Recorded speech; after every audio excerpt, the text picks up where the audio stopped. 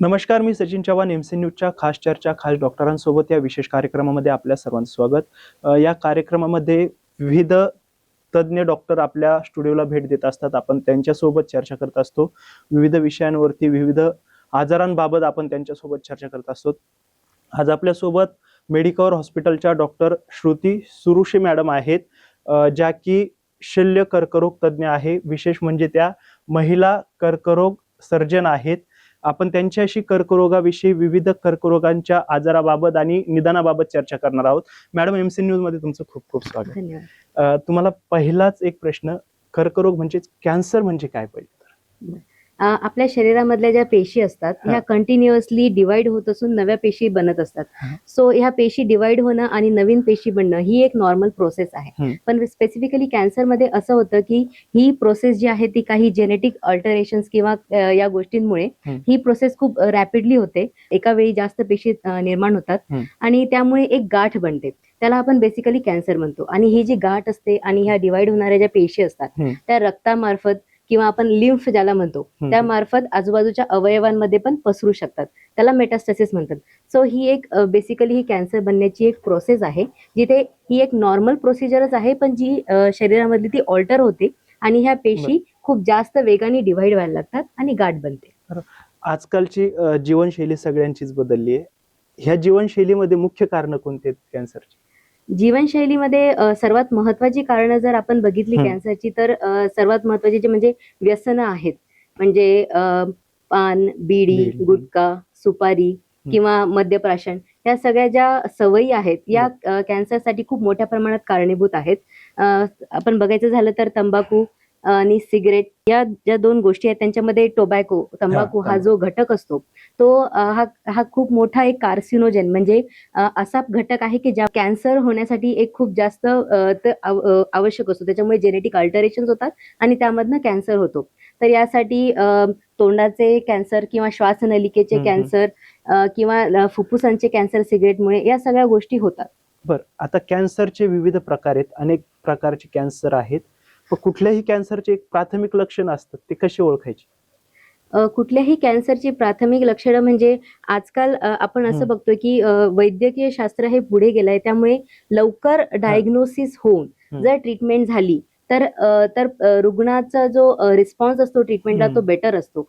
आणि त्यासाठीच म्हणून आपण युजली आता स्क्रीनिंगकडे वळत आहेत. म्हणजे काही लक्षणं येण्याच्या आधीच आपण पेशंट्सना काही टेस्ट करतो. त्यामुळे आपण लवकर डायग्नोज करू शकतो आणि त्यांची लवकरात लवकर व्यवस्थित ट्रीटमेंट जर आपण सुरू केली तर त्यांचा रुग्णांना खूप जास्त फायदा होतो. पण समजा लक्षणं आपण बघत असाल तर युजली हाताला गाठ लागणे, स्त्रियांमध्ये स्तनांचा समजा कर्करोग असेल तर त्यांना हातामध्ये गाठ लागू शकते किंवा तोंडामध्ये काहीतरी एक अल्सर आहे किंवा अशी जखम आहे जी नेहमी कधी बरी होत नाही किंवा खूप जास्त वेळ कधी बरी होत नाहीये. बरोबर. आणि दुसरी गोष्ट म्हणजे किंवा मोठ्या आतडीचे किंवा आतडीचे जे कॅन्सर असतात त्याच्यामध्ये आपले जे मोशन असतात त्यामध्ये त्या वाटे रक्त जाणे वगैरे ह्या सगळे लक्षणं असतात. त्याकडे आपण काळजीपूर्वक बघितले तर आपण लवकर डायग्नोज करण्यामध्ये या सगळ्या गोष्टींचा खूप हातभार लागतो. तुम्ही मगाशी म्हटले स्क्रीनिंग, पण त्याच्यामध्ये एक प्रकार होतो. स्क्रीनिंग का महत्वाची? स्क्रीनिंग यासाठी महत्वाची आहे की बेसिकली स्क्रीनिंग आहे असं असतं की ज्या पेशंट्सना अजून याची लक्षणे दिसत नाहीये अशा पेशंट्समध्ये आपण टेस्ट करून घेतो. म्हणजे कॅन्सर जरी छोट्या प्रमाणात जर त्यामध्ये असेल पेशंटमध्ये तर आपण लवकर डायग्नोज करून प्रॉम्प्ट ट्रीटमेंट करून अर्ली स्टेजमध्ये जर डायग्नोज केला तर त्याची ट्रीटमेंट बरोबर होते, त्यांचा रिस्पॉन्स चांगला येतो आणि पेशंटचं जे लॉंग टर्म सर्व्हायवल असते ते जास्त व्यवस्थित होते. त्यामुळे नक्कीच तुम्ही मागच्या वेळेला म्हणजे आता थोड्या वेळापूर्वी बोलले की ब्रेस्ट कॅन्सरच्या गाठी पण असतात. त्या बऱ्याच वेळेला काय होतं, महिला एकतर सांगण्यासाठी घाबरतात आणि दुसरी गोष्ट की प्रत्येक गाठी कॅन्सरची नाही असे एक भ्रम असतो. मग कुठल्या प्रकारच्या गाठी असल्यानंतर महिलांनी विशेष डॉक्टरकडे जावं? सर्वात महत्वाची गोष्ट म्हणजे महिलांनी ज्या महिलांच्या घरामध्ये एक फॅमिली हिस्ट्री आहे अशा गाठींची त्यांनी विशेष काळजी घेतली पाहिजे. म्हणजे तुमच्या एका आईला, मावशीला, बहिणीला अशी जर हिस्ट्री असेल तर त्यांनी वयाच्या 30 वर्षांनंतरच डॉक्टरांकडे जाऊन चेकअप करायला हवं किंवा स्क्रीनिंग मॅमोग्राफी सुद्धा करून घ्यायला हवी डॉक्टरांच्या सल्ल्याने. आणि दुसरी गोष्ट म्हणजे समजा जर तुमच्या हाताला गाठ लागत असेल तर युजली ही जी कर्करोगाची गाठ असते ती वेदनारहित असते. हो. रॅपिडली वाढणारी जर गाठ असेल हा. तर ती युजली कर्करोगाची असते. पण फायनल डायग्नोसिस जे आहे ते आपण एक बायोप्सी म्हणजे त्याचा छोटासा तुकडा काढून आपण तपासणीला करतो. पाठवतो. त्यावरच फायनल डायग्नोसिस आपण करू शकतो. त्यामुळे जर आपल्या हाताला अशी काही गाठ लागत असेल किंवा तुम्हाला संशय जरी असेल तरी डॉक्टरांकडे जाऊन एकदा एक्झामिनेशन करून घेणं आणि त्याच्या पुढे टेस्ट करून घेणं हे खूप आवश्यक आहे. बरं, आता कॅन्सरचं एखाद्या वेळेला बायोप्सी केल्यानंतर पॉझिटिव्ह रिपोर्ट आला, डिटेक्ट झाला, त्यानंतरचे कॅन्सर किंवा कर्करोगाचे प्राथमिक उपचाराची पद्धती कोणत्या आहेत? तर कॅन्सर डायग्नोसिस झाल्यानंतर युजली आपल्याकडे त्या कॅन्सरची कुठली स्टेज आहे याच्यावरून ट्रीटमेंट हे जे वेगळे वेगळे असतात. पण मेनली मी तुम्हाला एक ब्रॉडली सांगते की कॅन्सरच्या ट्रीटमेंटसाठी आपल्याकडे एक सर्जरी हा एक ऑप्शन आहे. दुसरं म्हणजे किमोथेरपी, ज्याच्यामध्ये इंजेक्शन्सच्या माध्यमातून कॅन्सर पेशी ह्या टार्गेट केल्या जातात आणि त्यामध्ये इंजेक्शनच्या मार्फत ट्रीटमेंट केली जाते. दुसरी एक ट्रीटमेंट आहे रेडिएशनची, म्हणजे खूप हाय एनर्जी किरण असतात ज्यांनी लोकल जो ट्युमर असतो, ही एक बेसिकली लोकल ट्रीटमेंट आहे, ती पर्टिक्युलर ट्रीटमेंट टार्गेट केली जाते. आणि दुसरी एक ट्रीटमेंट जी अवेलेबल आहे जी की आहे इम्युनोथेरपी. यामध्ये तुमच्या शरीराची जी रोगप्रतिकार शक्ती असते त्या रोगप्रतिकार शक्तीला उत्साहन दिलं जातं की त्या पर्टिक्युलर कॅन्सरच्या पेशी त्याने टार्गेट कराव्या, म्हणजे तुमची रोगप्रतिकार शक्ती ही त्या कॅन्सर सेल्सच्या अगेन्स्ट काम करते. नक्कीच. आता काय झालंय की विविध शस्त्रक्रियांमध्ये अनेक मशिनरी आल्यात, मशीनना पण शस्त्रक्रिया होती किंवा प्रगत खूप साऱ्या सर्जरी अशा असतात की त्या खूप हार्ड होत्या आणि आता सोप्या झाल्यात. अशा आता काय प्रगती सर्जरीमध्ये? नक्कीच. पूर्वी तुम्हाला जर माहिती असेल तर समजा पोटाचे जर काही कॅन्सर असतील किंवा दुसरेही कुठले, तर ऑपरेशन म्हणजे चिरा मारून ऑपरेशन होणं आणि यामध्ये बरेच पेशंट्सना असं वाटतं की किती टाके पडले वगैरे हे सगळे प्रश्न असतात. पण जेव्हा आपण पूर्ण चिरा मारून वगैरे ऑपरेशन करतो त्यावेळी त्याच्या वेदनाही तेवढ्याच असतात आणि ऑपरेशनचा टाइम तेवढा जास्त असतो, वेदना जास्त होतात, पेशंटला परत त्यांच्या पूर्ववत आयुष्यामध्ये जायला तेवढा वेळ लागतो. म्हणजे ऑपरेशनच्या आधी जसे ते जगत होते, फिरत होते, काम करत होते, त्यासाठी वेळ लागतो. पण आता अशी एक आधुनिक उपकरणं आलेली आहेत ज्याला लॅप्रोस्कोपी किंवा रोबोटिक सर्जरी सध्या आहे, ज्याच्यामध्ये छोट्या 1 सेंटीमीटर वगैरेच्या चिरा असतात आणि त्या चिरा त्याच्यामधून पोट वगैरे टाकून आपण आतमध्ये दुर्बिणीच्या माध्यमातून ऑपरेशन होतं. आणि याचा फायदा असा आहे की ब्लिडिंग कमी होतं आणि पेशंटला ऑपरेशन झाल्याच्या नंतर वेदना कमी होतात आणि पेशंट चालायला फिरायला खूप लवकर लागतात. त्यामुळे हॉस्पिटलमध्ये त्यांना कमी काळ राहावं लागतं. आपण पेशंटला लवकर डिस्चार्ज करून घरी पाठवू शकतो आणि त्यांचं नॉर्मल आयुष्य पण ते लगेच रिझ्यूम करू शकतात. नक्कीच. आता उपचाराच्या वेगवेगळ्या पद्धती आल्या, एक पर्सनलाइज्ड उपचार पद्धती आहे, त्याचं काय सांग त्याबद्दल? ओके. पर्सनलाइज्ड उपचार पद्धती म्हणजे बेसिकली आधी अशी कन्सेप्ट होती की एक ट्रीटमेंट प्रोटोकॉल जो आहे तो सगळ्या पेशंटला, म्हणजे 1 मेडिसिन फिट्स ऑल अशी कन्सेप्ट होती. पण आता सध्या तशी कन्सेप्ट नाही आहे, कारण की आपल्याला जसं रिसर्च होत आहे आपल्याला कळतंय की कॅन्सर हा एक कॅन्सरच्या डेव्हलपमेंटमध्ये अनुवांशिकता हा एक खूप मोठा पार्ट आहे. त्यामुळे प्रत्येक पेशंटच्या कॅन्सरचा जेनेटिक मेकअप काय आहे त्याचे आपण टेस्टिंग करून प्रत्येक पेशंटला स्पेसिफिकली, म्हणजे त्या पेशंटच्या जेनेटिक ऑल्टरेशनला स्पेसिफिक अशी ट्रीटमेंट आपण त्यांना देऊ शकतो. त्याला युजली पर्सनलाइज ट्रीटमेंट असं म्हणतात. याचा फायदा असा आहे की म्हणजे एक ब्लँकेट ट्रीटमेंट न देता प्रत्येक पेशंटला त्याच्या कॅन्सरनुसार, त्याचा आजार कसा आहे, त्यांची जीवनशैली काय आहे, त्यानुसार आपण ट्रीटमेंट देऊ शकतो. सो त्यांचा रिस्पॉन्स जो आहे तो बेटर होतो.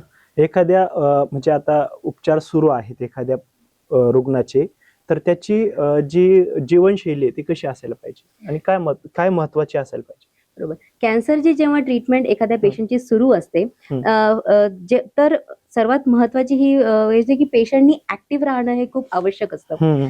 चांगला आहार घेणे, प्रोटीन रिच आहार घेणे, परत कॅलरी रिच आहार घेणे हे आवश्यक आहे. ऍक्टिव्ह राहणे, थोडाफार व्यायाम करणे किंवा चालणे हे खूप आवश्यक आहे, कारण की याच्या 2 गोष्टी आहेत. एक म्हणजे तुमची फिजिकल हेल्थ चांगली राहते आणि या सगळ्या गोष्टींमुळे मेंटल हेल्थ पण खूप चांगली राहते, कारण मनोबल पेशंटचं चांगलं असणं ट्रीटमेंटच्या दरम्यान हे पण खूप जास्त महत्वाचं आहे. त्यामुळे फिजिकल आणि मेंटल हेल्थ या दोन्ही गोष्टींसाठी हे ऍक्टिव्ह राहणं, चांगला आहार घेणं आणि घरच्यांचा किंवा समाजाचा त्यांना सपोर्ट असणं हे खूप जास्त महत्वाचं आहे या ट्रीटमेंट दरम्यान. नक्कीच. आता बऱ्याच रुग्णांना कॅन्सर डिटेक्ट झाल्यानंतर त्या रुग्णांनी विशेष कोणती काळजी घ्यायला पाहिजे? ओके. कॅन्सर डिटेक्ट झाल्याच्या नंतर सर्वात महत्वाची गोष्ट म्हणजे वेळ वाया न घालता ट्रीटमेंट सर्वात पहिले सुरू करणं हे आवश्यक आहे. तुमचे जे डॉक्टर आहेत त्यांच्याकडे तुम्ही ट्रीटमेंट सुरू केली आहे, त्यांच्याकडे प्रॉपर फॉलोअप आणि त्यांनी दिलेले उपदेश जे आहे ते तुम्ही फॉलो करायला पाहिजे. प्रॉपर फॉलोअप ठेवायला पाहिजे आणि आपली जी जीवनशैली आहे, मी जसं सांगितलं की आहार व्यवस्थित असायला हवा, प्रोटीन रिच आहार असायला हवा, ऍक्टिव्ह लाईफस्टाईल असायला हवी, या सगळ्या गोष्टींचं म्हणजे हे करायला पाहिजे. बरं, आता आणखी एक प्रश्न आहे. ग्रामीण भागामध्ये असू द्या किंवा बऱ्याच ठिकाणी असं होतं, कॅन्सर म्हटलं की एक भीती असते, खूप सारे गैरसमज असतात लोकांमध्ये. ते काय आहेत गैरसमज? ओके. आधी असं असायचं की कॅन्सर एखाद्या पेशंटला डायग्नोज झाला की त्या पेशंटचं डेथ सर्टिफिकेट साईन झालं असं म्हणायचं, असं लोकांमध्ये भीती असायची. एकदा कॅन्सर हे डायग्नोसिस आलं की त्यांच्या मनात इतके प्रश्न येतात, इतक्या चिंता राहतात आणि कधी थोडाफार प्रमाणात या गोष्टीचा एक समाजामध्ये स्टिग्मा पण असतो.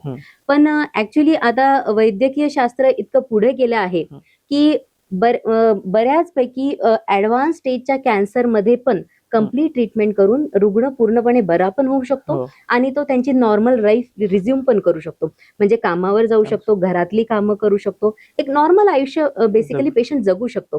त्यामुळे आता कॅन्सरची भीती वाटण्याची गरज नाहीये आणि खूप साऱ्या नवीन नवीन ऍडव्हान्स ट्रीटमेंट अवेलेबल आहेत, ऍडव्हान्स तपासण्या अवेलेबल आहेत, ज्यामुळे आपण कॅन्सरची पूर्णपणे ट्रीटमेंट करू शकतो.